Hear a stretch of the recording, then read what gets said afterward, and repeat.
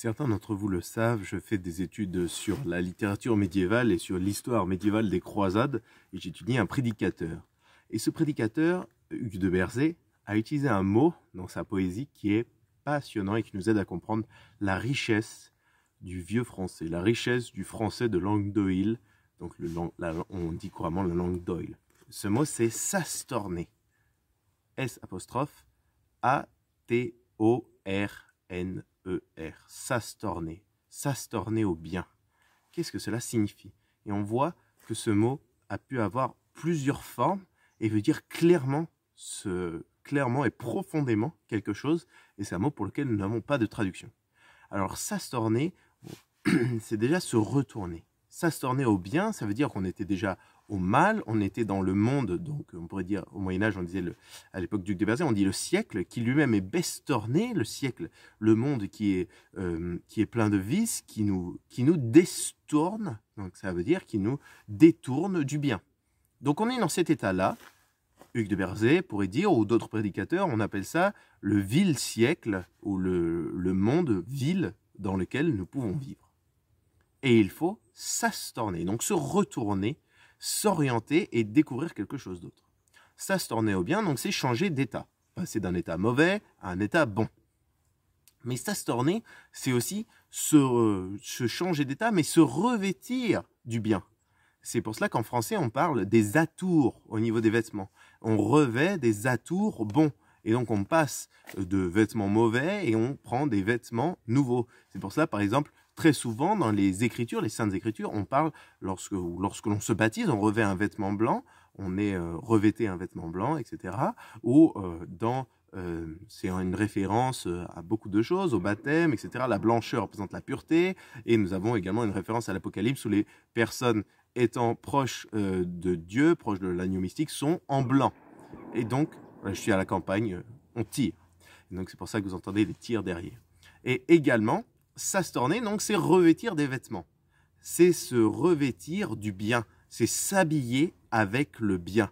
Et vous voyez, on est dans quelque chose d'assez intéressant. L'idée on change d'un état à un autre, mais on se revêt. Donc, c'est-à-dire, on doit être reconnu par les autres comme quelqu'un qui rayonne du bien. C'est aussi cela, ce que ça veut dire. S'astorner, s'il y en a qui parlent anglais, vous avez aussi le mot en anglais attorney. A-T-O-R-N-E-Y. C'est un avocat qui défend la cause juste. Et donc, quelqu'un qui va s'attorner au bien, c'est quelqu'un qui était dans un état mauvais, qui va se retourner, qui va paraître aux yeux de tout le monde comme quelqu'un de bien, mais également quelqu'un qui va devoir défendre ce bien, qui va être un avocat, comme un attorney, et donc un avocat du bien. Et c'est aussi cela, cette démarche de réforme, quand on est pécheur, on doit je vous parle de la réflexion du Duc de Berzé, quand on est pécheur, on doit se confesser, et après on doit faire le bien, mais on doit aussi le défendre. Et c'est pour cela, il lui-même utilise cela pour justifier sa méthode de prédication, justifier pourquoi il parle aux gens, parce qu'il s'est astorné au bien, il s'astorne au bien.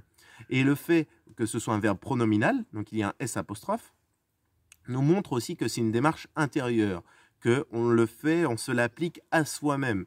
Donc c'est un retournement interne.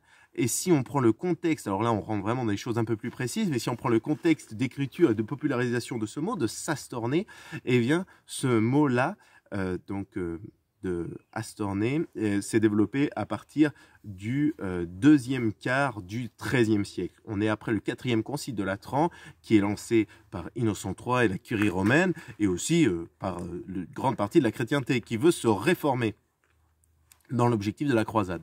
Et donc qui invite les gens à défendre le bien, à s'astorner au bien, par exemple. Mais le mot n'est pas mentionné, puisque c'est écrit en latin.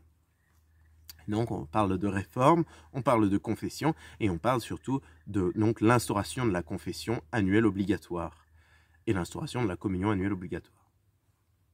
Très intéressant de remarquer que comme il y a une confession annuelle obligatoire, on doit faire un examen de conscience, donc on doit réfléchir à nos péchés. Et on doit donc se réformer soi-même par cette introspection, par cet examen de conscience.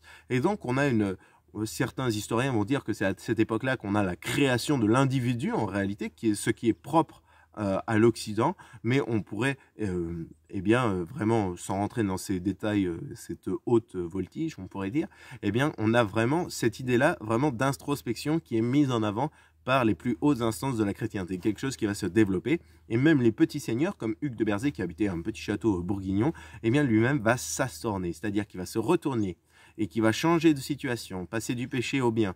Il va se revêtir de ce bien, il va revêtir les atours du bien, et il va également eh bien, défendre ce bien, et il va surtout faire cette réflexion interne pour le mener à cette réforme extérieure. Et il va devoir paraître comme quelqu'un de bien.